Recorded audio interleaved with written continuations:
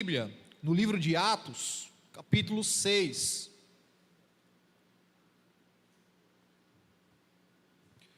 Atos, capítulo 6, nós vamos dar sequência às nossas exposições nesse livro,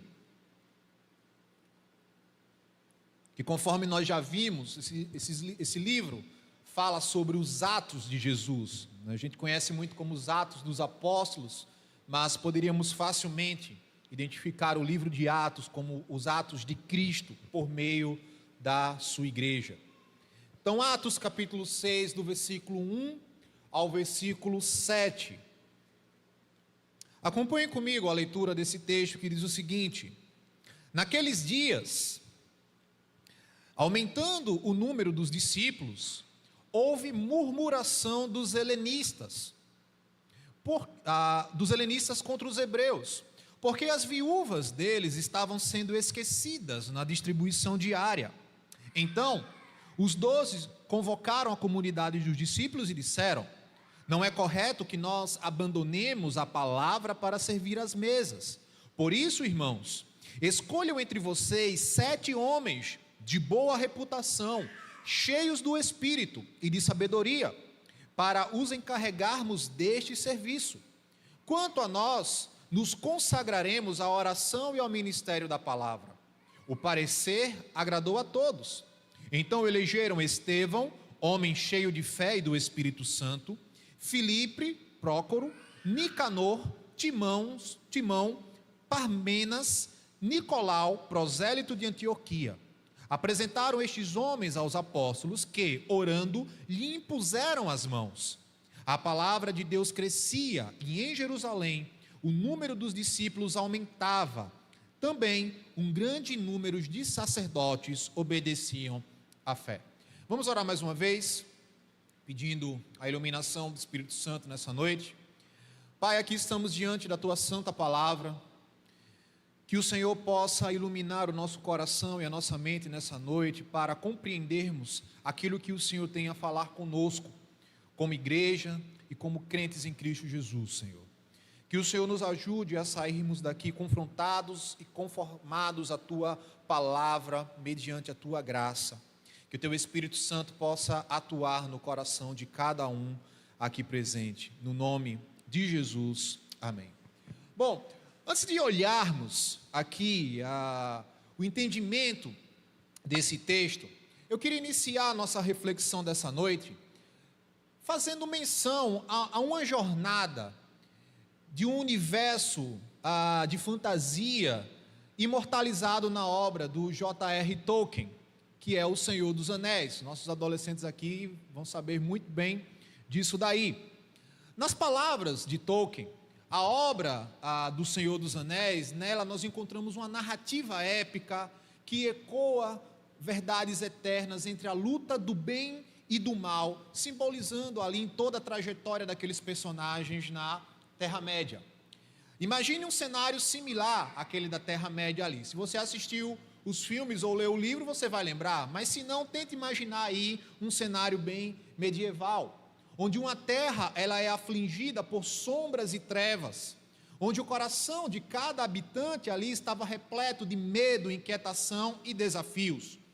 Mas, mesmo em meio a toda aquela escuridão, mesmo em meio àquele cenário caótico, surge uma comunidade de personagens, cada um desses personagens com uma habilidade, um dom único, reunidos ali para enfrentar um mal que parecia insuperável.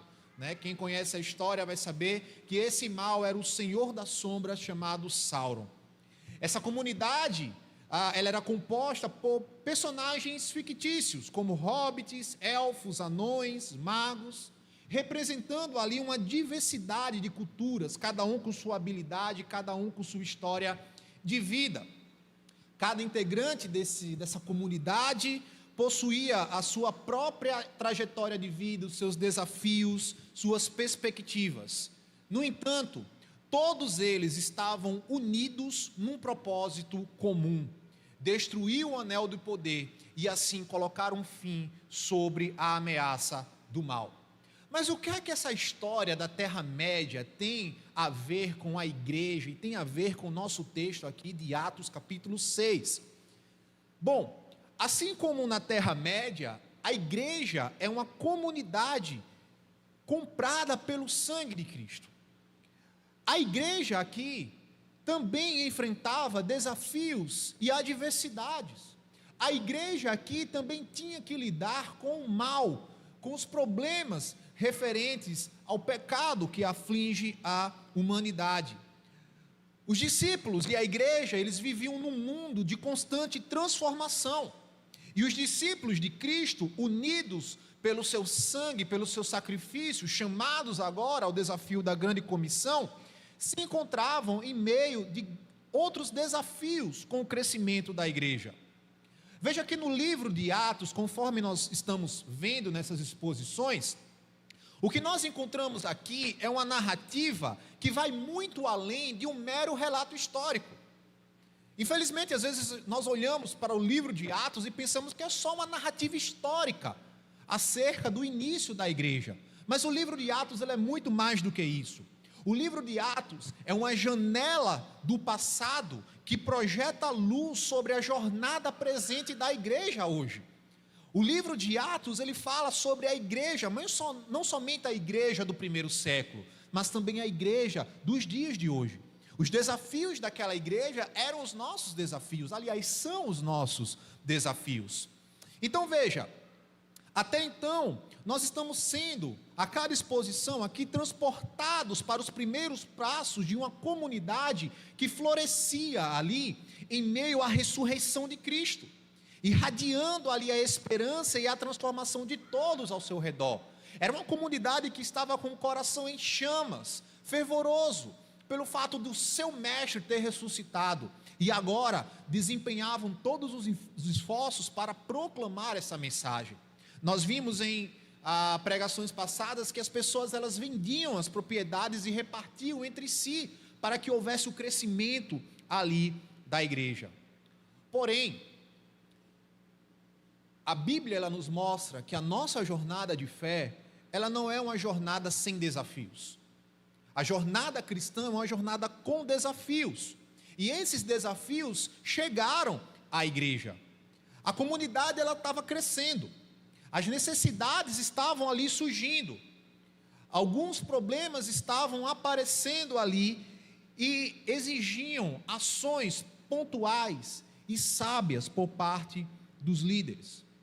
O texto que nós estamos olhando aqui, ele vai mostrar de uma inquietação que estava surgindo no meio da igreja. É um texto muito conhecido porque é o texto que nós falamos da instituição dos diáconos. Mas quando nós olhamos para esse texto, podemos notar que o foco aqui não é somente a instituição dos primeiros diáconos. Nós temos aqui outras lições profundas. Veja que Lucas, ele vai nos mostrar aqui uma nova fase na igreja de Atos. O crescimento progressivo da igreja estava trazendo ali alguns problemas de cunho administrativo, de membresia, e que estava afetando a união e o propósito da igreja. Se você voltar lá para Atos capítulo 2, versículo 42, nós vamos ver que os apóstolos, eles ensinavam o povo a doutrina apostólica. Eles evangelizavam nas circunvizinhanças de Jerusalém. Eles estavam ali empenhados na palavra. Mas também sobre eles recaía a responsabilidade de distribuir as ofertas que eram colocadas aos pés deles para providenciar o alívio para os mais pobres. Veja que o serviço da diaconia estava ali nas mãos dos apóstolos também. E aí surge um problema. Os judeus de fala grega estavam ali questionando que as suas viúvas estavam sendo negligenciadas na distribuição dos alimentos e dos donativos. E por que Lucas ele pontua essa questão aqui, esse problema? John Stott, no seu comentário de Atos, ele vai dizer que nos primórdios da igreja, Satanás ele tenta impedir o avanço da igreja de três maneiras. A primeira maneira, o primeiro ataque satânico à igreja foi a perseguição, conforme nós vimos ali nos primeiros capítulos. Os homens, os doutores da lei, os fariseus perseguindo os discípulos, prendendo os discípulos. Mas aquilo dali não impediu a igreja de avançar, de crescer, de continuar. Porque o Senhor da igreja já havia prometido que as portas do inferno não prevaleceriam contra ela. A igreja continuaria marchando e crescendo. A segunda tentativa de Satanás atrapalhar o caminhar da igreja foi através da mentira e da hipocrisia, conforme nós vimos no relato lá de Ananias e Safira. Então, Satanás ele queria trazer a corrupção para o meio da igreja. Mas o Senhor da igreja, através dos seus discípulos, não permite que a corrupção se alastre no meio da igreja. Não conseguindo derrotar a igreja com a perseguição e não conseguindo derrotar a igreja com a corrupção, agora Satanás lança mais um ataque sobre a igreja. Ele tenta desviar o foco da sua liderança, gerando intriga dentro do povo de Deus. Note que, de forma curiosa, que o que está ameaçando a igreja agora não é uma coisa ruim. Veja, no primeiro momento era perseguição, no segundo momento era um ato de mentira e de hipocrisia, mas agora não é uma coisa ruim.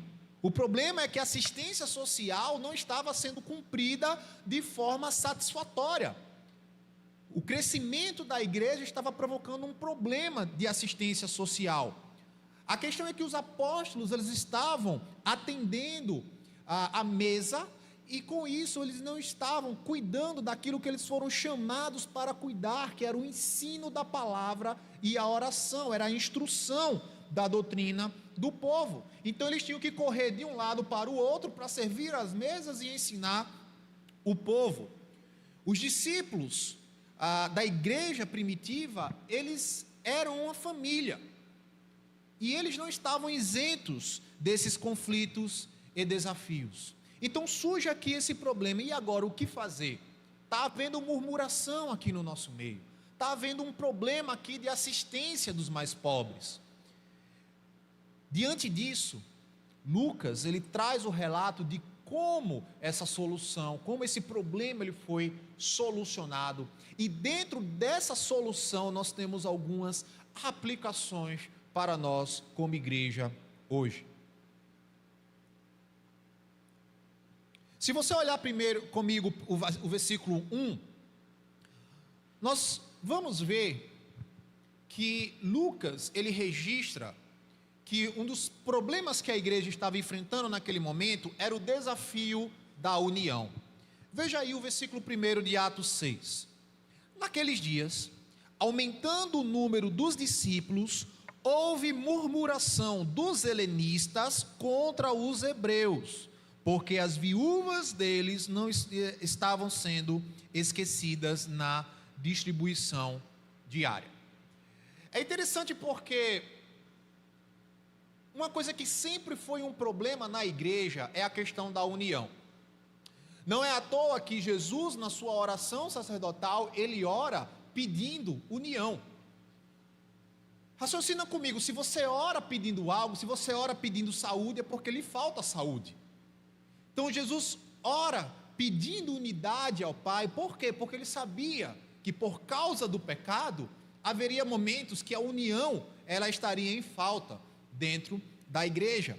Então a comunidade cristã, essa comunidade, essa irmandade de crentes, ela é composta de pessoas com dons e chamados únicos. E o desafio que a igreja aqui ela encontrou e que nós como igreja encontramos é a questão da união. Veja que Lucas ele vai mostrar aqui que havia uma diversidade na igreja. E essa diversidade na igreja, ela traz o desafio de se manter a unidade e a harmonia, apesar das diferenças. Essa é a beleza da igreja de Cristo. É uma igreja diversificada, mas unida no único propósito.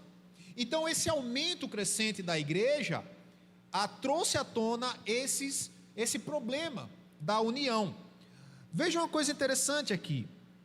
Lucas ele inicia falando que naqueles dias, aumentando o número dos discípulos, tá? Primeiro ponto é que aqui já nós não podemos mais determinar a época deste episódio, tá? O que nós podemos entender aqui é que esse momento aqui acontece após aquele período do julgamento dos apóstolos que nós vimos no domingo passado. Então, após aquele julgamento, então Lucas ele termina o capítulo 5 de Atos, falando que todos os dias, de casa em casa, os discípulos, os apóstolos não cessavam de ensinar e de pregar que Jesus é o Cristo. Atos 5:42. Então veja, quando Lucas ele fala naqueles dias, ou seja, após isso, começou a ter um aumento do número de pessoas que vinham se convertendo. Então, mesmo perseguidos, os apóstolos, eles continuavam se empenhando em pregar o evangelho, em ensinar, em proclamar Cristo. E a consequência, boa consequência, foi o aumento da membresia da igreja em Jerusalém. A essa altura aqui do campeonato, Lucas ele já não conseguia nem mais contabilizar o número de cristãos. Ele já nem contava mais. E o que vemos é que essa multiplicação, ela se deu em meio a uma diversidade também. Veja que aqui em Atos 6, ele vai dizer que haviam os judeus helenistas e os hebreus. Os judeus palestinos, que falavam a língua hebraica, e os judeus, os judeus palestinos, que falavam a língua hebraica, e os judeus da diáspora, tá? Que falavam o grego, aqueles judeus que haviam se espalhado pela região da Ásia após o exílio e as perseguições. E eles voltaram para Jerusalém, se reunindo num só corpo na igreja, tornando-se essa comunidade. E aqui, um outro ponto que nós notamos é que agora, estes daqui, esses judeus, hebreus e helenistas, eles eram chamados de discípulos. Mas agora, a igreja passa a ser discípulo dos apóstolos que estavam ensinando a mensagem de Cristo e a mensagem do Evangelho. E aqui surgiu o problema. Um debate entre os judeus cristãos de língua grega e os judeus cristãos de língua hebraica sobre essa distribuição do dinheiro, do alimento, do tempo e da energia que a igreja estava desempenhando. As viúvas estavam sendo negligenciadas. As viúvas dos helenistas aqui eram aquelas que haviam se convertido, que vieram da dispensação e não falavam o hebraico. Mas por que Lucas ele faz questão de detalhar que estava havendo esse problema com esses dois grupos aí? Ambos não eram judeus, ambos não faziam parte do mesmo povo. E aí é que está. Esse problema na distribuição dos alimentos aponta para um problema maior. Veja que essa murmuração, ela era resultado de uma rixa que havia entre esses dois grupos. O primeiro grupo eram dos judeus que moravam em Jerusalém. Então, eles morando em Jerusalém, eles falavam seu idioma ancestral, que era o aramaico.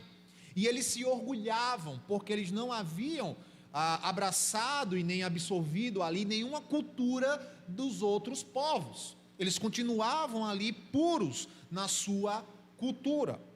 O segundo grupo, ele era formado por judeus que haviam morado fora da Palestina e tinham passado por gerações e gerações, e depois do dia de Pentecostes, se você for lá para Atos 2, você vai ver que esse grupo estava lá. Eles se convertem e resolvem permanecer em Jerusalém, aonde estava a igreja. E esses judeus, eles haviam esquecido a sua língua mãe e falavam o grego. Por causa disso, os judeus que falavam aramaico, os judeus que aqui é o chamado dos hebreus, eles tratavam esses judeus com desprezo. Eles rejeitavam esse grupo que havia perdido a sua identidade étnica. E essa fissura nesse relacionamento é visto nesse momento aqui de crise em meio à igreja. Então a queixa acerca da ajuda aos pobres, ela não passava de um mero sintoma de um problema muito mais profundo. Ou seja, os cristãos de língua hebraica, os judeus cristãos de língua hebraica e os de língua grega estavam divididos por um problema de ação social. O que nós olhamos aqui, irmãos, é que muitas vezes os problemas que nós enfrentamos dentro da igreja, ele é um sintoma de um problema muito mais profundo. Quando há desunião na igreja, essa desunião é apenas um sintoma de algo mais profundo, algo mais enraizado dentro ali do corpo de Cristo. E apesar da harmonia e da união ser uma marca da igreja primitiva, essas diferenças estavam causando uma inevitável separação e um problema ali. Bom, é muito provável que o esquecimento das viúvas não tinha sido algo proposital. Elas não foram esquecidas intencionalmente porque elas pertenciam ao grupo dos helenistas. Não. Mas a culpa disso daí acabou recaindo sobre os apóstolos que estavam encarregados dessa distribuição aí. E aqui esse relato de Lucas, ele nos dá um alerta sobre o grande problema das divisões na igreja. A falta de união e a divisão na igreja, meus irmãos, ela não chega repentinamente, ela chega de forma sutil. São grupos que divergem de alguns pontos, são diferenças de relacionamento, são diferenças de pontos de vista, são diferenças disso, daquilo outro, e quando não se é tratado, gera um problema, como aqui nós estamos vendo em Atos 6, gera a murmuração, e quando começa a ver a murmuração dentro do corpo, a igreja ela não cresce, a igreja ela não avança, a igreja ela não cumpre o seu papel aqui na terra, de proclamar a mensagem do evangelho. Veja que quando Jesus ele ora pedindo unidade, ele vai dizer que essa união é para que o mundo creia que ele foi enviado. Ou seja, quando a igreja ela está unida, o mundo crê que ela pertence a Cristo Jesus e o nome dele é glorificado. Mas quando a igreja ela vive em desunião, em murmuração, em problemas, ela não consegue refletir a beleza de Cristo. Veja que aqui era um problema bobo, problema pequeno. As viúvas não estavam sendo atendidas e isso já estava gerando um problema na igreja. A questão aqui é que problemas sempre surgirão no meio do povo de Deus. Nós somos pecadores, irmãos, somos salvos pela graça, mas continuamos pecadores. Vamos, em algum momento, ter atrito um com o outro. Vamos, em algum momento, chocar as nossas ideias, as nossas formas de agir, de pensar. Somos diversos aqui. Mas aí é que está. Devemos lidar com estes problemas de maneira bíblica. Infelizmente, nós como igreja, não procuramos lidar com os problemas de conflito de maneira bíblica. Quando o problema aparece, quando a murmuração começa, a gente faz o quê? Começa a murmurar, começa a fofocar, começa a virar a cara para o irmão, começa a fazer divisão, começa a fazer o seu grupinho, a sua panelinha, você não se mistura mais, o seu grupo é o certo, o outro grupo é o errado, você é dos gregos, o outro é dos helenistas. Não podemos agir assim, irmãos. Somos um só corpo, cujo cabeça é Cristo. Imagina se o teu corpo vivesse brigando consigo mesmo, a tua mão direita brigando com a tua esquerda, o teu pé direito brigando com o esquerdo. Eu estaria complicado, né? Que se meu pé esquerdo brigasse com o direito, você ia viver caindo. Eles andando harmonicamente, eu já caio. Um com rixa com o outro, pronto, aí não ia dar certo mesmo. Então, precisamos ter isso em mente. Precisamos olhar para as Escrituras e sermos maduros na fé para resolvermos as nossas diferenças, resolvermos os nossos problemas. O que faltou a esses dois grupos aqui foi maturidade para se resolverem. Veja, Lucas ele diz que houve murmuração. Só depois da murmuração foi que eles chegaram aos discípulos, aos apóstolos, para falar do problema. Mais à frente a gente podia ver que eles mesmos podiam ser resolvidos, e eles se resolveram. A Bíblia, gente, ela oferece orientações sobre como nós devemos resolver problemas e conflitos dentro da igreja, como nós podemos promover a unidade, o perdão, a comunhão e a busca pela paz. Paulo em Romanos vai dizer: ao que depender de vós, tende paz com todos. Ao que depender de mim, eu preciso desenvolver a paz com todos. Mesmo que o outro não queira a paz, mesmo que o outro queira a confusão. Eu sou chamado a ter paz para com o outro. Veja aqui alguns trechos em que nos orienta a como resolver problemas. Jesus, em Mateus 18, do versículo 15 ao versículo 17, ele vai dizer o seguinte: olha, se o teu irmão pecar contra você, vá e a sós com ele, mostre-lhe o erro. Jesus não está dizendo aqui: olha, se o teu irmão pecar contra você, saia murmurando pela igreja. Se o teu irmão pecar contra você, saia contando a todo mundo da igreja, a todos os membros, o que foi que ele fez. Não, se o teu irmão peca, vai a sós com ele e mostra-lhe o erro. Se ele o ouvir, você ganhou o seu irmão. Se ele não ouvir, leve consigo mais um ou dois outros, de modo que qualquer acusação seja confirmada pelo testemunho, pelo depoimento de 2 ou 3 testemunhas. Se ele recusar a ouvi-los, aí sim, conte à igreja. Mas o contar à igreja aqui, não é jogar lá nas redes sociais, não. Olha, irmãozinho fulano de tal, fez uma raiva minha, eu procurei ele não se arrependeu, levei o diácono, ele não se arrependeu, agora estou aqui, nas redes sociais, publicando que ele é, como Jesus fala aqui, um pagão e um publicano. Não, é levar a liderança da igreja, é levar ao pastor, é levar aos diáconos, é levar aos oficiais. Para o quê? Para que ele seja tratado como pagão ou publicano, para que ele seja repreendido publicamente. Então veja, não é esperar a coisa virar uma bola de neve, não é esperar o problema tomar proporções gigantescas. Veja uma coisa interessante aqui no texto: a murmuração dos helenistas. No versículo 2 nós já temos os 12 convocando a comunidade para resolver o problema assim que eles souberam.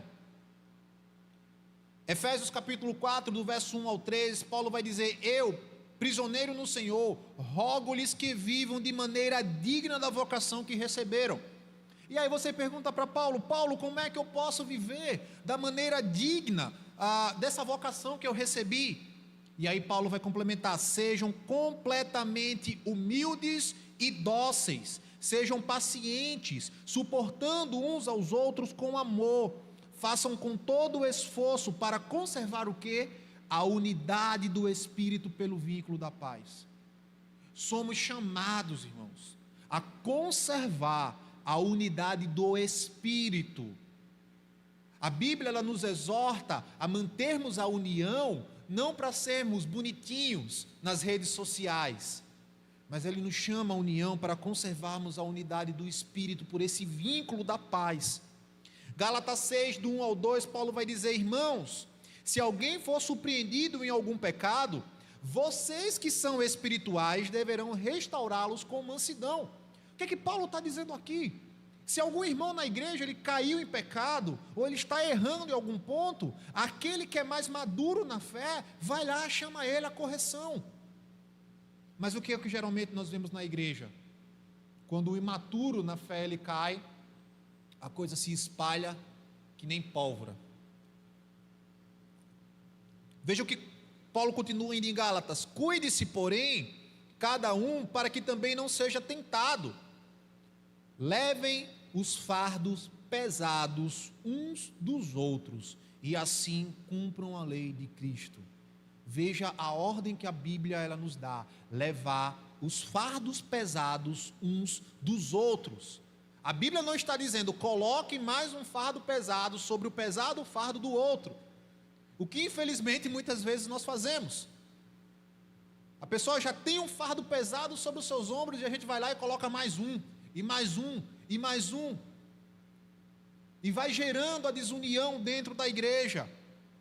Colossenses 3, versículo 13 ao 14: suportem-se uns aos outros e perdoem as queixas que tiverem uns com os outros. Perdoem como o Senhor lhes perdoou. O padrão do perdão é Cristo. Você já parou para pensar que todos os dias você ofende a santidade de Cristo quando você peca? e todos os dias Cristo lhe perdoa. Então o padrão do perdão aqui é Cristo. Acima de tudo, porém, revistam-se do amor, que é o elo perfeito. E Tiago, capítulo 1, do 19 ao 20. Meus amados irmãos, tenham isso em mente. Sejam todos prontos para ouvir, tardios para falar e tardios para irar-se, pois a ira do homem não produz a justiça de Deus. Muitas vezes a gente inverte a ordem aqui do texto, né? Muitas vezes nós somos prontos a falar, prontos a se irar e tardios para ouvir. Era o que estava acontecendo lá em Atos 6. A igreja não estava atentando para essas questões de como resolver esses conflitos. Estava havendo ali murmuração, reclamação. E isso ia começar a gerar uma desunião na igreja, lógico. Esse não foi o primeiro momento de desunião da igreja primitiva. Lá na frente nós vamos ver a separação de Paulo e Barnabé, entre outros problemas. Quando a gente vai para a igreja de Corinto, então, é um exemplo do que é a desunião dentro da igreja. Vocês estão estudando, nós estamos estudando nas quartas-feiras aí a carta de Paulo aos Coríntios. Então você vai ver ali o total exemplo da desunião dentro do corpo de Cristo. Mas irmãos, entendam que o texto aqui, ele vai muito além de somente falar da instituição dos diáconos. Ele está ensinando sobre algo importante para a igreja, que é a união. Ele tem nos alertado aqui acerca da murmuração. E aí do versículo 2 ao versículo 6, nós vamos olhar agora a solução para a restauração da unidade em meio à igreja. Acompanha comigo, versículo 2. Então, os 12 convocaram a comunidade dos discípulos. Veja aí, antes os discípulos eram os 12 apóstolos, agora os discípulos são a igreja. Então eles convocaram a comunidade dos discípulos, ou seja, eles convocaram a igreja, chamaram a igreja ali e falaram o seguinte, olha, disseram, não é correto que nós abandonemos a palavra de Deus para servir à mesa. Por isso, irmãos, escolham entre vocês 7 homens de boa reputação, cheios do Espírito e de sabedoria, para uns encarregarmos desse serviço.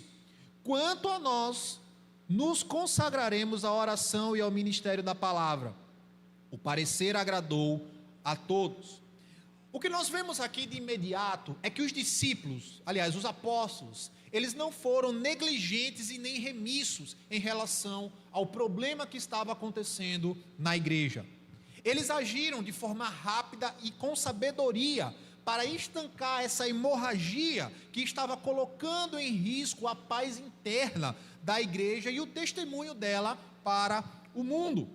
Então veja que aqui, no versículo 2 em diante de Atos 6, nós podemos ver a importância de líderes sábios, de líderes tementes a Deus, de líderes comprometidos com a palavra e cheios do Espírito Santo, prontos para resolver esses conflitos aí. Os apóstolos, eles discerniram ali as necessidades espirituais daquele momento da igreja. E aí, ele orienta a igreja a levantar homens que possam resolver esse problema e manter a harmonia novamente dentro da igreja.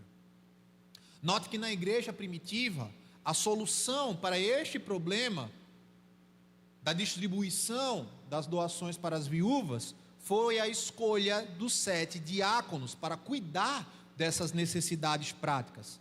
E aí, esses diáconos cuidando das viúvas, eles podiam agora fazer com que os apóstolos se concentrassem no ministério da palavra. Então veja que ambas as soluções, elas promoveram unidade e harmonia dentro da igreja. Então veja uma coisa interessante aqui, versículo 1, o problema ele foi identificado. Versículo 2, os apóstolos encontraram a solução imediata. O problema é o serviço? O problema é o servir à mesa? Ok, vamos resolver isso daqui. E no versículo 7, conforme nós vamos ver daqui a pouco, o resultado disso daí foi o crescimento. Irmãos, o que a palavra de Deus está nos mostrando aqui é um ensino prático de como nós podemos solucionar problemas dentro do corpo de Cristo. Veja, primeira coisa, reconhecer o problema. Tem um problema aqui? Vai lá e tenta resolver. Não vai ficar de murmuração. Lógico, os discípulos, eles aproveitaram a oportunidade da crise e ali eles oficializaram algo que já estava no plano de Deus, que era a instituição do ministério diaconal. Mas veja, aqueles homens, tanto os judeus helenistas quanto os judeus de fala hebraica, podiam ter resolvido isso. Olha, o problema é que as viúvas estão sendo servidas. Beleza, vamos ver aqui como é que a gente pode ajustar isso. Vamos fazer uma escala aqui de serviço, porque a gente está vendo que os apóstolos estão ocupados no ensino. Mas não. O pessoal lá começou a murmurar, começou a ficar reclamando. É mais fácil reclamar do que arregaçar a manga e fazer. Outra coisa que nós vemos é que houve uma recusa por parte dos apóstolos a se render diante do problema. Veja que os apóstolos, eles não ficam alimentando o problema aqui. Eles não chegam ali para o grupo dos helenistas e, realmente, né, vocês estão com toda a razão, rapaz. Vocês estão assim sendo prejudicados por conta de uma rixa besta, né? Não, tá certo mesmo. Não, isso está errado. Não, realmente, eu vou falar com eles. Não. Eles não ficaram alimentando, não ficaram tentando apagar o fogo colocando gasolina. Não, eles se recusaram a aceitar aquele problema ali. Eles removeram as causas da reclamação. Qual é a reclamação? As viúvas não estão sendo servidas. Beleza, então vamos fazer o seguinte: escolham aí 7 homens para que eles possam cuidar dessa tarefa aí. E os resultados disso daí, dessa solução, foi o crescimento e a harmonia da igreja. Ou seja, os líderes da igreja em Jerusalém, eles não ficaram na defensiva. Eles não ficaram reféns dos problemas da igreja. Precisamos aprender com a Bíblia como solucionar os problemas e os conflitos dentro da igreja. Se nós observarmos esses princípios, meus irmãos, nós vamos conseguir viver em harmonia e união. Mateus, vai deixar de haver problemas na igreja? Não, vai continuar tendo. A igreja é um organismo vivo. São pessoas, são pecadores vivendo. Mas se observarmos os princípios da palavra, conseguiremos manter a união e a harmonia que glorifica a Cristo, conforme nós vimos nos textos que lemos ali. Então, ao invés dos apóstolos eles se desgastarem ainda mais nesse serviço das mesas, eles ampliaram o quadro de obreiros. A solução foi essa. O problema é o quê? As mesas que não estão sendo servidas. Pronto, vamos fazer o seguinte, vamos ampliar o quadro aqui de obreiros. 12 não está sendo suficiente, vamos botar mais 7 aí, para ver se a gente consegue estancar esse problema aí, ok? Ok, resolvido o problema. E aqui, irmãos, nós podemos notar alguns alertas sobre a condução da igreja. O primeiro alerta que nós vemos aqui é justamente o cuidado com as distrações.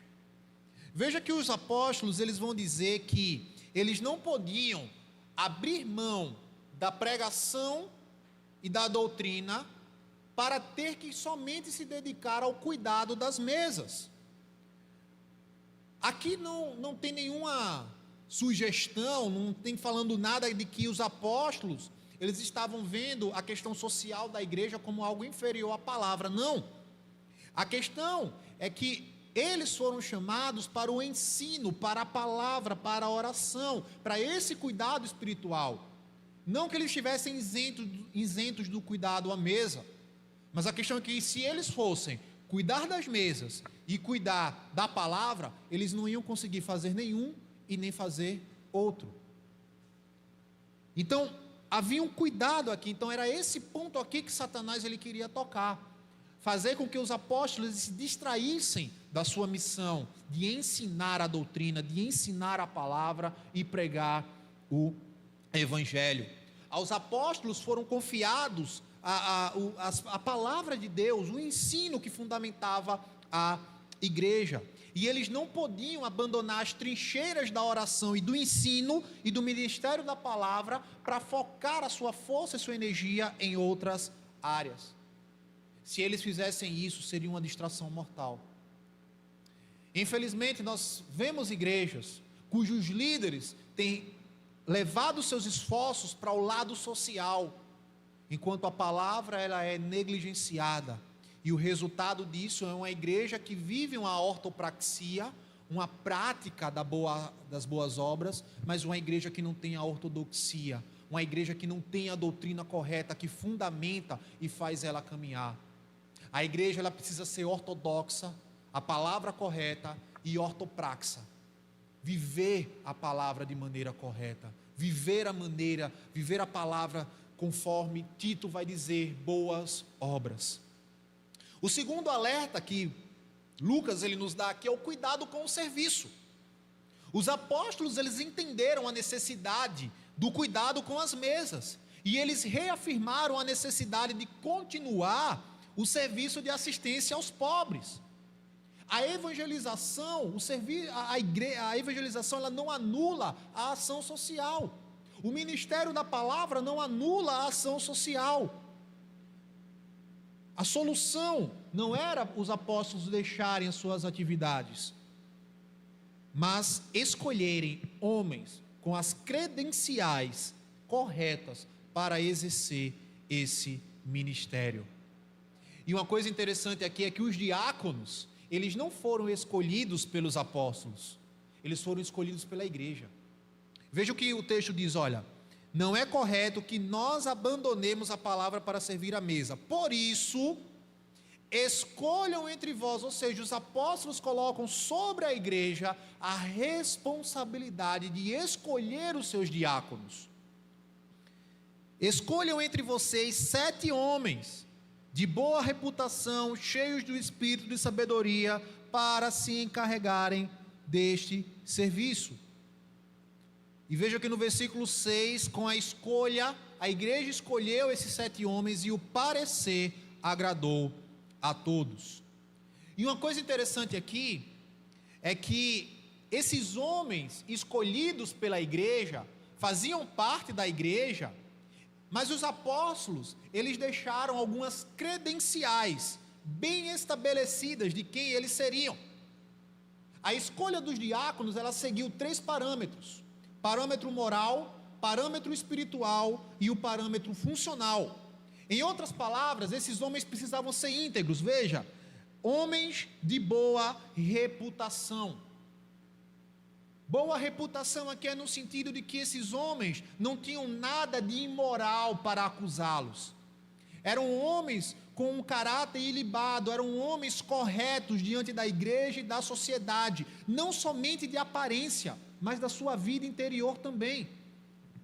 Além disso, ele vai dizer, olha, que eles deviam dar bom testemunho. Boa reputação aqui nos leva a esse entendimento de um bom testemunho, tanto fora quanto dentro da igreja. Então, aquele que é chamado para o ministério diaconal, ele tem que dar um bom testemunho, tanto fora quanto dentro da igreja. Eles deviam ser piedosos no falar e no agir. Eles não podiam ser homens que alimentavam esse tipo de problema que estava acontecendo, que era a murmuração. Eles não podiam ser homens que eram dados à fofoca, homens que eram dados à confusão, homens que não tinham sabedoria de lidar. Eles tinham que ser homens piedosos, de acordo com as escrituras, ou seja, eles tinham que resolver os problemas da igreja de acordo com a sã palavra, com a sã doutrina. Eles deviam ser piedosos no viver e no falar. Eles deviam ser comprometidos com o Evangelho, comprometidos com a mensagem do Evangelho, comprometidos com a vida do Evangelho. Eles deviam ter discernimento espiritual. Quando a gente fala de conflitos na igreja, nós precisamos ter discernimento espiritual para saber lidar com isso. E eles deviam ter aptidão para o ofício. Eles deveriam estar aptos. E qual era essa aptidão? Passar por esses 3 crivos. Veja aqui que os apóstolos não chegam para a igreja e falam, olha, escolhe ali um entre os sacerdotes, ou vê um filho de algum dos levitas ali, né? Acho que vai ser legal, né? Não, vê alguém da seita dos fariseus, que se converteu, o pessoal conhece bem a lei. Não. Homens de boa reputação, cheios do Espírito e de sabedoria. para servir as mesas, irmãos. Um serviço simples.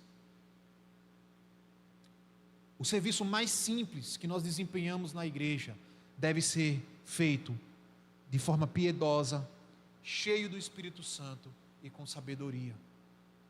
Estes eram os homens. Só que isso aqui não é só para aqueles que foram chamados para o ministério diaconal. Isso aqui é chamado para toda a igreja. Pedro, na sua carta, vai trabalhar o que nós chamamos do sacerdócio universal dos crentes. Somos sacerdotes uns dos outros, servimos uns aos outros. E para servirmos uns aos outros, precisamos ser piedosos, de boa reputação, cheios do Espírito Santo e com sabedoria. Veja que em Efésios capítulo 5, Paulo vai dizer para enchermos do Espírito Santo. E ser cheio do Espírito Santo vai refletir na vida diária, na igreja, em casa, lá fora. Então o princípio para a união da igreja é ser cheio do Espírito Santo.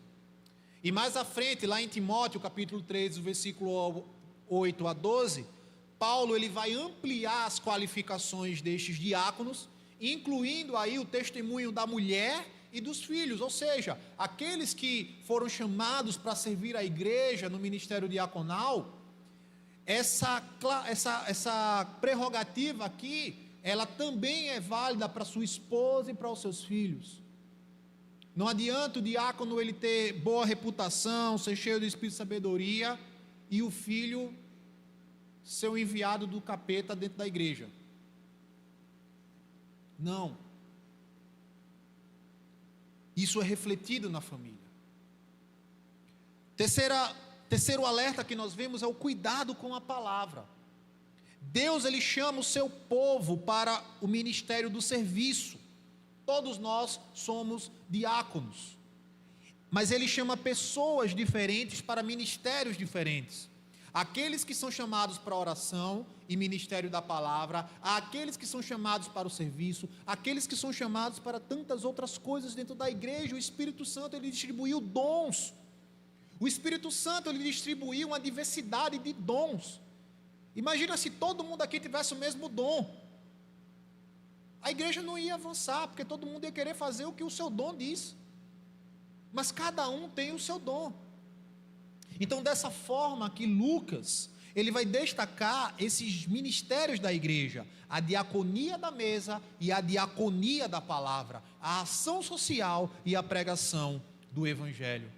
E essa decisão aqui dos apóstolos, ela foi um divisor de águas na história da igreja. Aqueles que foram chamados para pregar a palavra, precisavam se esmerar no ensino e se afadigar naquilo que foram chamados. E aqueles que foram chamados pela igreja a servir, deveriam servir com o mesmo esforço e esmero. Todos nós somos servos aqui. Veja que o crescimento da igreja vem por meio dessa unidade, a unidade vem por meio da oração, por meio da palavra. E por fim, versículo 7, ele vai nos mostrar aqui o resultado. Qual foi o fruto da unidade e da cooperação aqui em Atos 6? O resultado aqui em Atos 6 é que a palavra ela se espalhou e o número de discípulos ele aumentou. Isso nos mostra, irmãos, que quando a comunidade, quando a igreja, ela se une em harmonia e enfrenta os seus desafios internos de forma madura, bíblica, com sabedoria, os frutos do Espírito eles serão evidentes.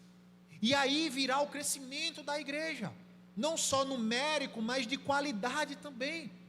Teremos uma igreja formada por crentes maduros, crentes que sabem se resolver em meio às suas diferenças, crentes que sabem perdoar, crentes que sabem servir uns aos outros. A decisão dos apóstolos ali glorificou o nome de Deus, trouxe paz para a igreja em meio a um problema que estava surgindo. Lucas ele vai registrar esse fato no versículo 5, dizendo que o parecer agradou a comunidade, ou seja, aqueles dois grupos que estavam ali em conflitos, se agradaram. Realmente, olha só, problema resolvido. Nós escolhemos aqui as pessoas que vão servir as mesas, glória a Deus por isso. E aí eles elegeram Estevão que a Bíblia vai dizer que é um homem cheio de fé e do Espírito Santo, que a partir do versículo 8, que vai ser visto no próximo domingo, torna-se o primeiro mártir da igreja.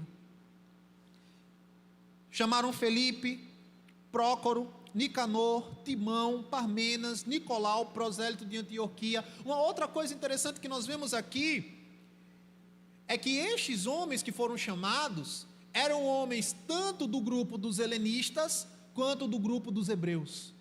Ou seja, o serviço em meio à diversidade. Então, podemos notar também que as decisões que foram tomadas pelos discípulos e pela igreja foram em conformidade com a vontade de Deus. Irmãos, quando a igreja ela age em obediência à palavra de Deus, a paz dele reina no seu meio. Quando a igreja ela busca esse vínculo que é o amor e viver em união, a paz reina. Quando os líderes da igreja são governados pelos princípios da palavra, o trabalho ele é dividido e ninguém fica sobrecarregado. Quando a igreja compreende, quando cada crente compreende o seu papel dentro do corpo, a igreja cresce, o nome de Cristo é glorificado.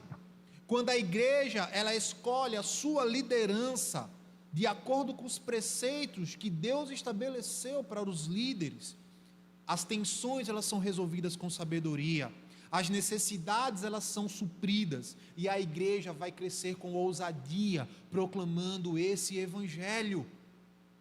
Percebam como a Bíblia ela norteia cada passo que nós como igreja damos.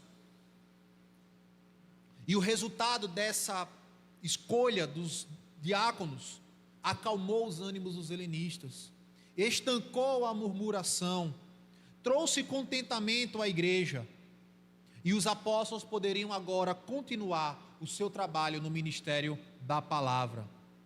Isso nos mostra, irmãos, que o serviço na igreja deve ser desempenhado, deve ser feito em meio a uma unidade, com uma diversidade, mesmo em meio aos desafios e às diferenças. E o resultado nós vemos aqui no versículo 7, a palavra de Deus crescia, e em Jerusalém o número dos discípulos aumentava, e também um grande número de sacerdotes obedecia à fé. Veja que coisa interessante, agora a palavra de Deus estava alcançando as classes religiosas do povo de Israel, os sacerdotes estavam agora se submetendo ao evangelho, a palavra de Deus ela crescia. É interessante que o verbo crescer e multiplicar aqui, ele está no tempo do imperfeito, lá no grego.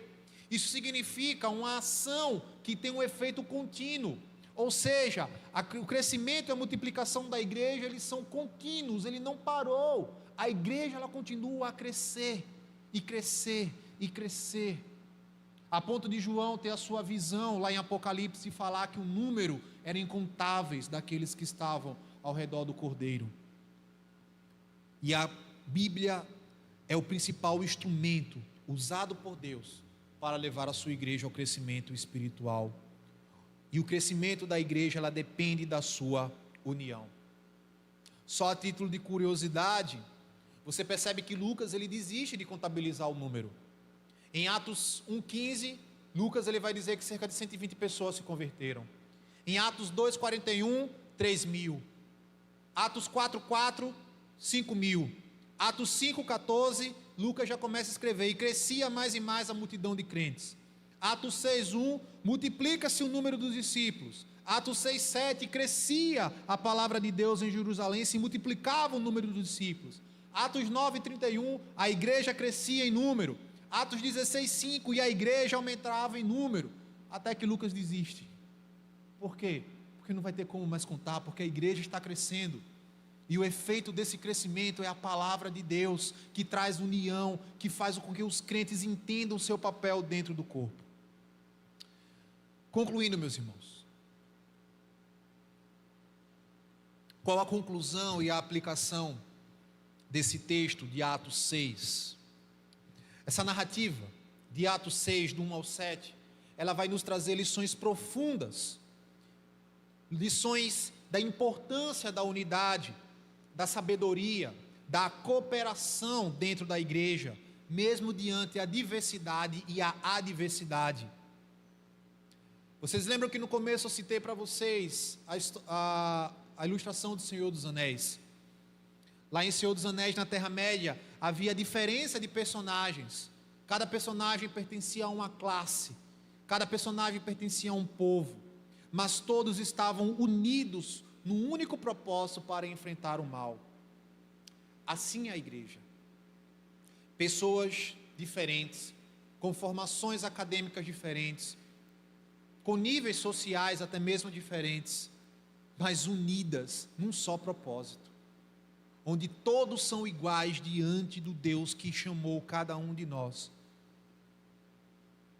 superando as divergências internas, buscando a união e o amor no propósito de glorificar a Deus e proclamar o evangelho dele. Essa diversidade no meio da igreja, ela é celebrada, mas ela também pode ser uma fonte de desafios potenciais. Nós não podemos, por isso, deixar a murmuração e a negligência tomar conta do corpo.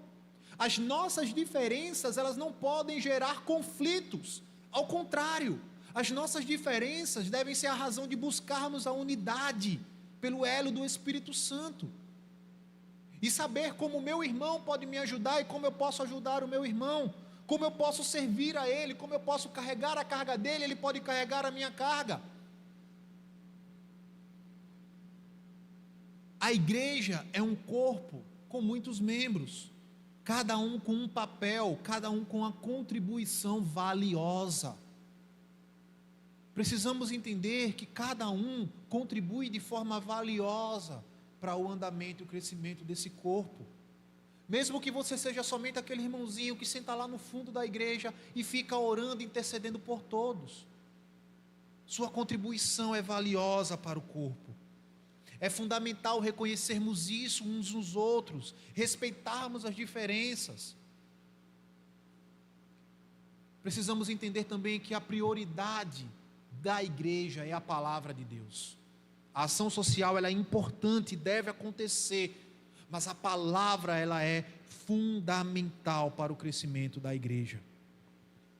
Irmãos, Atos 6 é um texto que vai muito além da mera escolha de 7 diáconos. É um texto que nos fala sobre como superar conflitos, desafios, como nós somos servos e diáconos uns dos outros, como aqueles que foram chamados de fato para o ministério diaconal devem ser, como a palavra de Deus promove o crescimento da igreja, como a união da igreja glorifica o nome de Jesus. Todos nós, todos, fomos comprados pelo precioso sangue de Jesus. A Bíblia vai dizer que não existe mais diferença. Deus derrubou, através do sacrifício de Cristo, todas as paredes que separavam o seu povo. Ele nos reconciliou consigo e reconciliou a igreja entre si. Precisamos, como igreja, olhar para Cristo. Precisamos, como igreja, olhar para o sacrifício de Cristo e entender que todos nós fomos comprados pelo sangue dele. Isso nos ajudará a buscarmos a união em meio à adversidade. Baixa a tua cabeça e vamos orar mais uma vez. Senhor, nós rogamos pela tua ajuda, pelo auxílio do teu Espírito Santo, diante daquilo que foi ministrado, Senhor. Sabemos que a unidade no meio da igreja, no meio do teu povo, é um desafio, visto que somos diferentes, visto que somos pecadores. Senhor, eu oro para que o teu Espírito Santo possa operar em nosso meio, Senhor, quebrando todas as dificuldades, todas as barreiras, toda a murmuração, toda a reclamação. Que o Senhor nos encha com o teu Espírito Santo através da tua palavra, para que possamos viver em união, para que possamos proclamar o teu nome através da união, Senhor. Nos ajuda também a exercer a nossa diaconia, o nosso serviço uns para com os outros, Senhor. Nos ajuda, Senhor, a conduzir o teu povo com sabedoria. no nome de Jesus. Amém. Queria chamar os diáconos para o nosso momento de ofertório. Aqueles que estão nos assistindo pela transmissão, o QR Code vai ser colocado aí. Os irmãos já sabem toda a descrição